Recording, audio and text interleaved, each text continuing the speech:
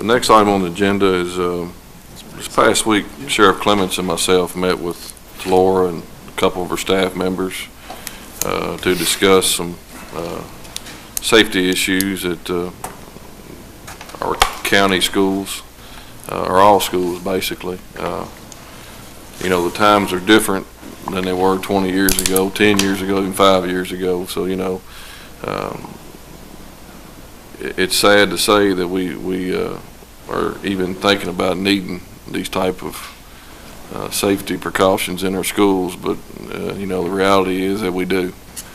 So, you know, that's Laura's here to brought some staff members with her to kind of give her spiel what we got here, I guess. So.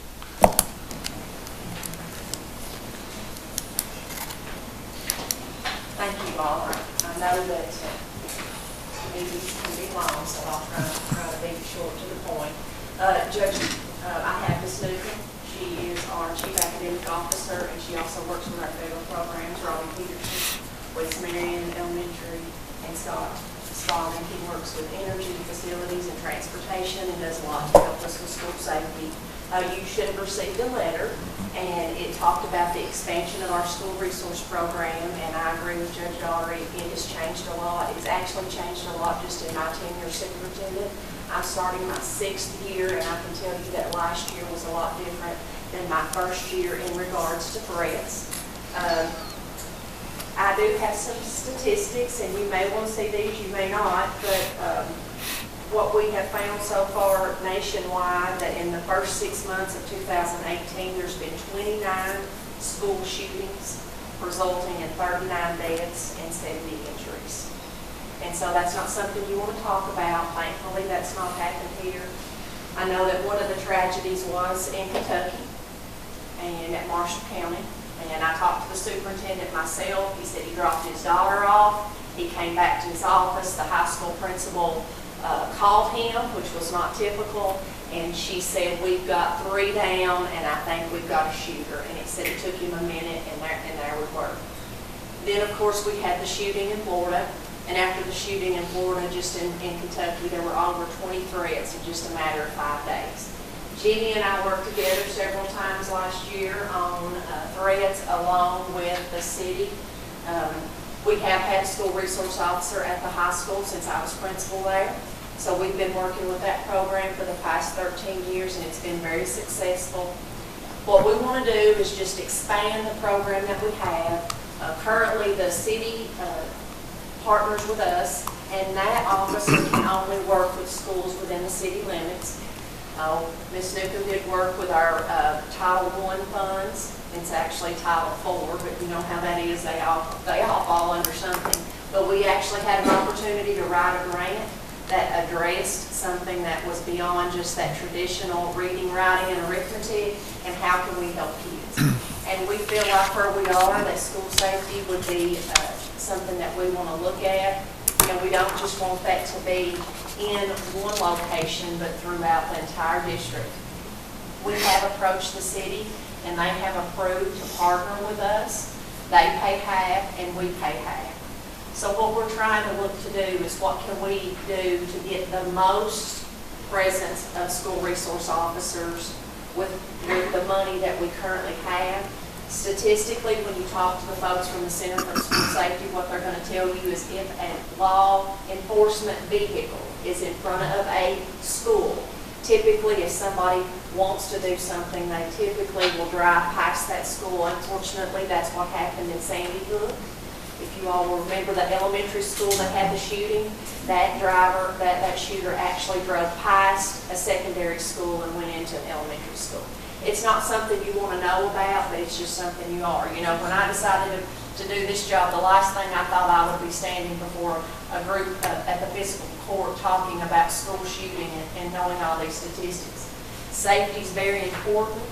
Another thing I can provide with you as well is some of the things that we have been working on. I'm just going to give that to Mr. Caldwell and pass that around. This summer we have spent quite a bit of time and resources on additional safety measures, such as just the physical plan itself, and also video surveillance, cameras, We did a lot last year. We actually had Jimmy and Wally actually sit down with us, also the Kentucky Center for School Safety. And you can see that we have that broken down into two different parts, what we did last school year and what we are actually doing this summer. We spent over about $60,000 just on some of those needs. For example, we upgraded our surveillance so that when someone comes to the door, it's not just audio, but it's video as well. So when you push that button, the school secretary can actually see who they're talking to. They can see that person. They can see what they have, if they have something with them. So they see that. We're real excited about that. We're doing that for all of our buildings. And so we just want to expand our program. We believe that it's very important for children to have a relationship with law enforcement. The sooner they can have that relationship, maybe that's going to change some of the things that they perceive about law enforcement, especially at an early age. By no means would I ever want to think that our sheriff, Mr. Clemens, has not done an outstanding job working with us, but I do think that times have changed, and it would be a good opportunity to expand what we're currently doing, so that when things come up, I mean, Jimmy and I, if something comes up, it doesn't matter day or night, he and I are on the phone and we're going to try to make sure our kids are safe. But I do think that it would be a wonderful opportunity, with a part-time employee, and I know that's some logistical things to work out, but with the city, it's about $34,000, so it's about 17 on one end and 17 on the other end. So that's what we would be looking for as a partnership, because we would love for that person to wear that uniform and be a part of the Marion County Sheriff's Department. There are school districts that have their own police department. I'm not in the policing business, I'm in the school teaching business. Our job is to ensure excellent instruction every day. But we understand that children have to be safe, and with social media and different things that children are dealing with today, it's just a different world. So we thought, and I've got several folks here, we'll answer your questions. If you have some questions for us, we'll be more than welcome to answer those. But we wanted to put that before the court. I understand, that I have given you some additional information that you didn't have. You may want to review that. But I did want to give you that as an option, because when we say all means all, I want that to be all children, both not just in the city, but also in the county. So. I've spoken with a couple of you, and this resource officer would kind of be split between what was St. Charles and West Marion and Calvary. But you said the main focus would be at St. Charles. They're all split Marion County Middle School, former St. Charles building. Yeah. They would go to the two elementary schools, county elementary schools. Very similar to what we do with our current school resource officer. We had one officer that went between the two secondary schools and then went to our elementary schools or alternative school or the area technology center as needed. So, what we hope is that they can go back and forth a lot and just be that deterrent and have an office there. And then the grant that you all got, is it a 1 year or is it a 2-year grant? There is not a limitation. It was written into the law, and so when that law changes is when that would. I know that we have funding for 2 years, and I anticipate that will Is that continue. $34,000 each year, or is that 34 split between the 2 years? Or the grant was 30. The entire grant has to be, there are lots of stipulations with it, but 20% of it can be used towards safety. There's 20% of that grant that can be used towards technology integration, and 20% has to be used for access to a well-rounded curriculum is how they refer to it. So the entire grant can't go towards safety. I have to guarantee that the other portions that's required have to be taken care of as well. But you said you had enough I for had enough 2 to cover, years yes. of half the, Yes. but you don't know that we'll get the same amount next year? We will. If- Yes. So if you- We're fine for the current school year and next school year, and I anticipate that will continue. Okay, so you're talking about the 18, 19? You're talking about the 2 years that way? Okay.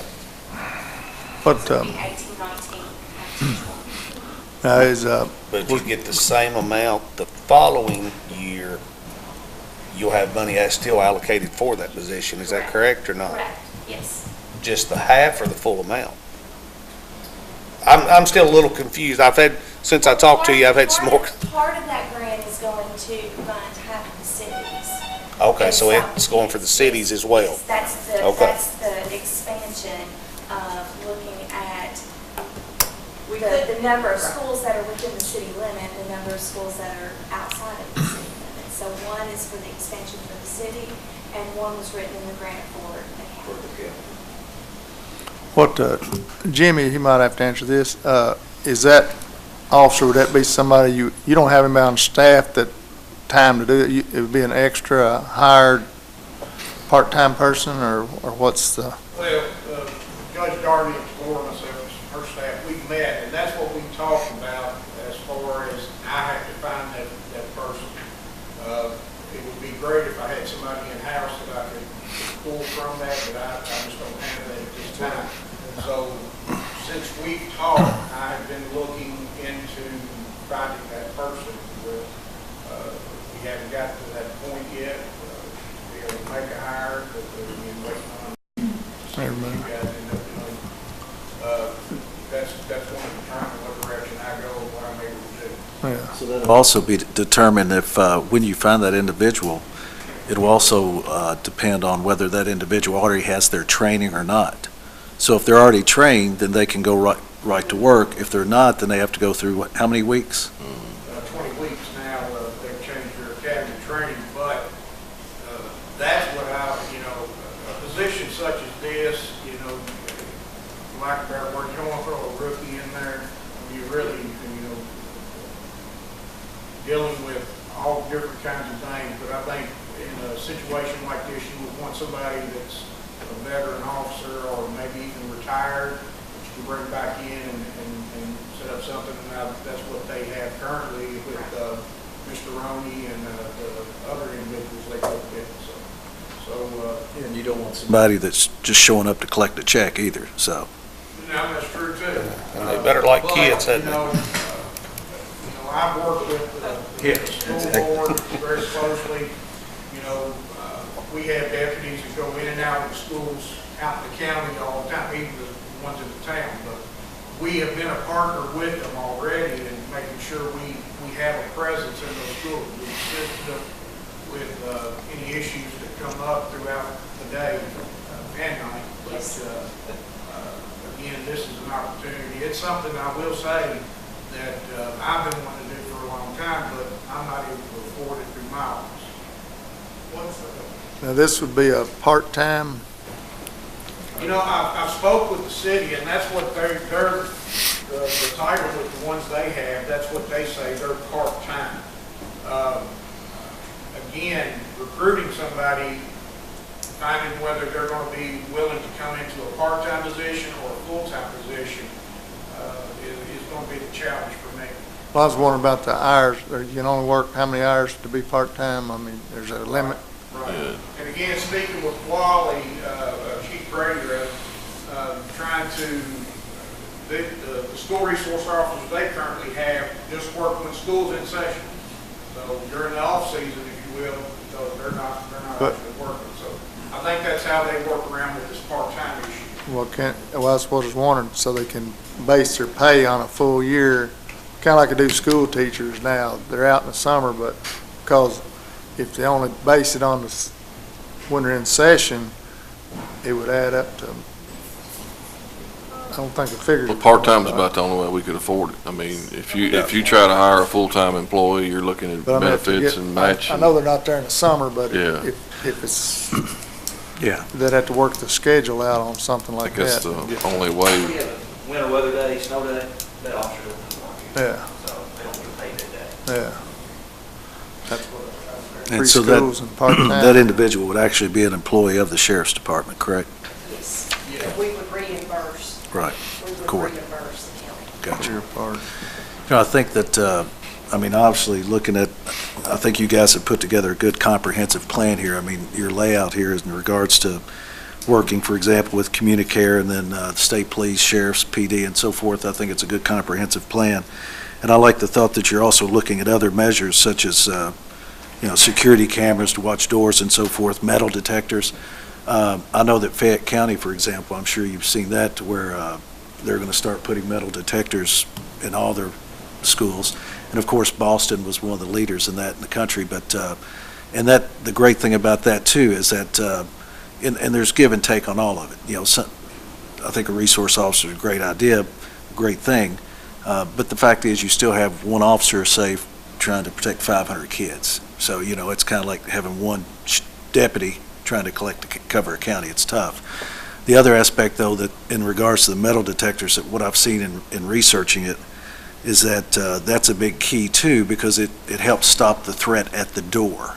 Much like, for example, you said about the law enforcement vehicle being out front. It helps stop it at the door, plus it's also a deterrent, okay? But I'm glad to see you have all that laid out in your plan. So it's obvious you guys done a lot of work on that, so I think it's very good. I think what we need to do... Well, Mr. Masterson, I think he had some questions, but he's got delayed at the doctor's office.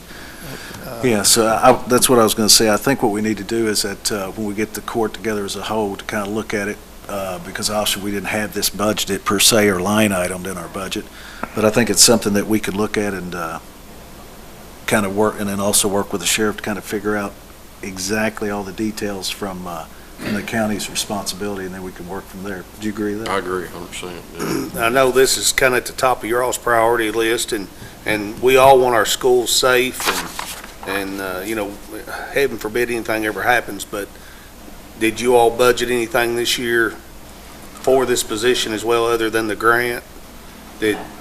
Our school resource officer that we currently have actually comes out of our general fund budget. And then the items that you see listed, all of that came out of our general fund budget that you've got down there. Just this summer, it's around $60,000 in addition to the $17,000 for. So, we're up to almost $80,000 just on school safety. I've had some questions about, is this like a, maybe not top priority, but a priority deal for y'all? Is that like on the upper list, or higher on the list than other things, or what's for a resource officer? It is, and like I said, if you look at the grant, because we could have written the grant for multiple things, and we came together and said, if we're going to write a grant for something that is above and beyond what we're doing, we put that in there. So we're trying to figure out with our general fund budget and this, how do you take $50,000, and instead of having one school resource officer that you can pay for that with, how do you turn that into three? And the other part, because, folks could say, well, they could just work for us, but I think it's different when they're actually a city police officer or a Marion County Sheriff's Department. So we just wanted to figure out how we can partner with that, is kind of what we're thinking. So, and I know one of the items, and I'm okay with throwing this out. I know that the fiscal court is very generous, and that you all give us some money, some discretionary money. It may be that you all would elect to take that discretionary money and put that toward this. And so, in that case, that would be $10,000. So then you would be looking at an additional 7 to 8 to finish this up. Also, and that's a very good point. Also, another item is that through the recent negotiations and finalization of our agreements with Maker's Mark, of course, that's bringing in a tremendous amount of additional revenue to the board as well. And I know back when we were talking about approving that, I had made the statement that I think that money. I'm just saying that that's potentially a good revenue source, and I know how it is in every budget. There's a hole for all the money to go. There's no doubt. But I think last year that was around, how much was that? About It's $59,569. So Where does that go? that'll go general As- fund. I guess I would ask the judge, I mean, he and I just signed those papers. The new that was the in lieu amount on the prior IRB. The new IRB is supposed to go to the 12,000 technical education. We have earmarked that. This is for the 5 warehouses. Yeah, that's for the first When will 5, that yeah. start, Judge? As soon as they get a warehouse built. But not, take it back. It'll start next year because that was on the building itself. Right. That was on the Crossroads building. So you will be receiving that next year. Because we haven't got those papers back, correct? Correct. That is correct. But And that there was a note from Tom Lund when we were negotiating this one, and he said that the school, they were going to donate $2.3 million to Marion County School. Maker's Mark was. I think that's the in The lieu. life. That's over the term. That's It's over over the the term, Yeah. but Of 20. And what you Yeah. have there too is the amount that's annual, I think, is what those 5 warehouses, that 59,000. Yeah, that's correct. That's Yeah. that's Yeah. the cumulative of the 5. Yeah. That's Board of Education. That too is, that may be earmarked for technology. But if it is that amount of money that you're not gonna use for technology, where's it going? If the government, from what I understand, the court had said that needed to be used for technical education. That is- Therefore, all of that generated from this new agreement would be used for technical education. So it I wouldn't, meant you're that- still gonna spend what y'all spend on it too. I mean, that's not plus.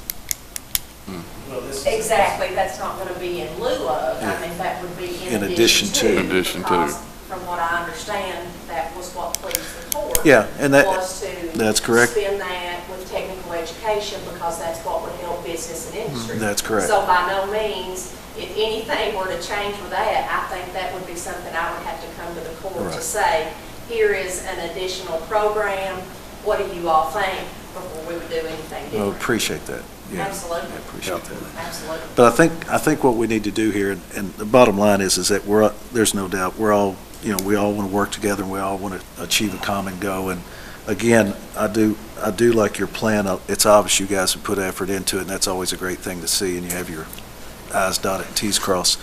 But I think what we need to do is look at it, because as I said, we didn't have it budgeted we don't have it line item in our budget.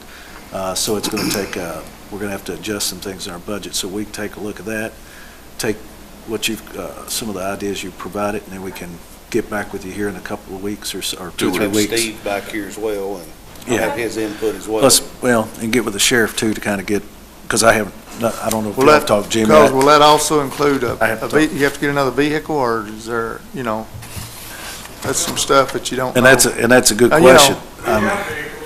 Well, that's what I mean. I didn't know. You're gonna have another, Whoever this meets you, whatever, they would need a vehicle on site with them to. have their own vehicle. Yeah. That's what I'm saying, yeah. So, Well, and this is the first time, I haven't talked to Jimmy about it. I don't think Jimmy's called any of us about it, so anyway, we'll move forward with it, but thank you for your time. hey, I got one question here. Somebody asked me, on your first 2017-18, the central office building modifications, what did that, was that interior, what did that include? Or what was that? It included the exact same thing that we are doing in the schools, which is closing off that front entrance so that it's a forced entryway. We could not do that in the schools because they were we had students in the building. And so when you go in schools like Calvary and Lebanon Elementary, Marion County Night Academy, West Marion, we have changed that up so that there's only one way. They have to stop basically in a vestibule. Yeah. And so we started at the central office just because we did not have children there.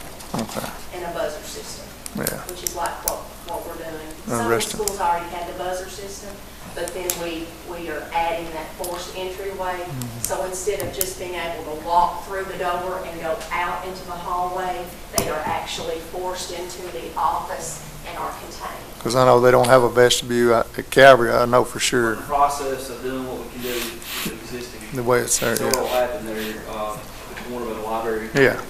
Two storefronts, glass put in, so a visitor will have to only go to the office or the It's gym, the only way. and then it would be buzzed back to get into the class. You know, okay. Yeah, I was wondering how it's gonna do Hey, that. while It's I, coming in the next couple A weeks. little bit. And we would love for you to visit those schools that we've made those upgrades in so that you can actually see See it. that.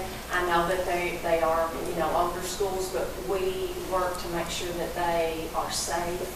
And, with some of our renovated schools like Glasscock, it had that vestibule in there, but we just went ahead and did that, and it's just very similar. Yeah, I know several of them have it, but they weren't secured. Yeah. hey, while I've got you guys here, and this has nothing to do with school safety, but while I got you here, I can't, but where do you guys stand on, and I apologize, but, it's just like everything, unless you get to go to all the meetings and so forth, a lot of times you don't know what's going on, but where do you guys stand in regards to the school sites and so forth? I mean, if you, while I got you here, I just thought I'd ask. It's a process, when the board voted last Thursday to hire the architect for the building evaluations for current facilities.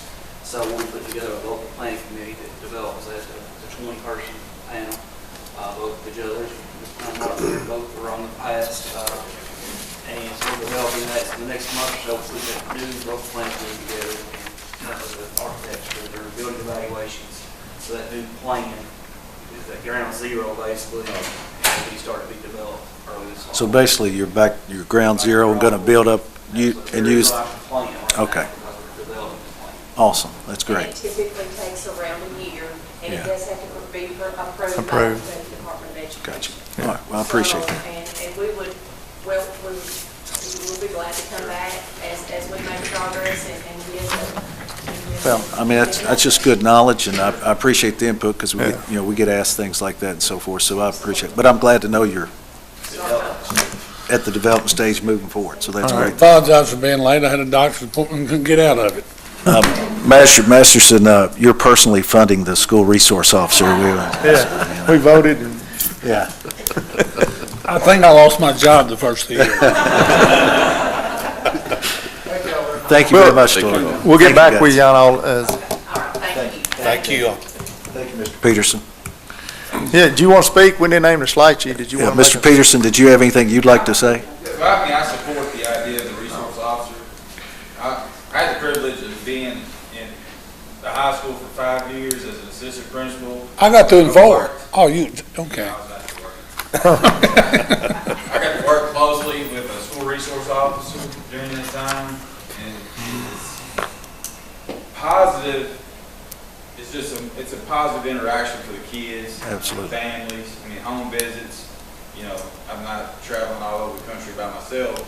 I mean, there's more things that involve in school safety than standing out in front of the school with the. Well, I agree, and I think There's home visits. There's Yeah. the community. one of the things you see when you research this issue and so forth, one of the things that you note that they make a point of, obviously they understand the threat at high school, at middle school, high school level. But one of the biggest positive attributes that comes out of this, according to the research from Hanover and Cambridge and different ones that have done the research, is that locating a school resource officer actually at the elementary level. Because as we know, unfortunately, in our society today, we see it every night on the TV, that unfortunately, the respect that we had for law enforcement growing up and the respect that our parents put into us to respect law enforcement, unfortunately, I don't think it's there today. And one of the things they found is that by I think it was over a 16-year study, is that by locating those in the elementary school and these elementary at a young age, understanding that, hey, these guys and gals with badges are your friends. They're here to help you. They're not a threat. So I agree with you. I think there's a lot more than just the safety aspect of it. Because like Tristan, when he comes down with the dog, Lacey? Lacey, yes. Yeah. Kids enjoy that as well. But there's a lot of communication involved with somebody that can communicate with families, parents, kids, etc. Very much in favor of it. Sounds good. I'm glad you got to speak your I'm mind. glad you- Robbie, hey, Robbie, I want to say one thing on this. It's rare that John Arthur asked anyone to say some more. That is very rare. I agree with you, Master Masterson. I would agree. Thank y'all. Thank you. Appreciate it. We'll get back with you.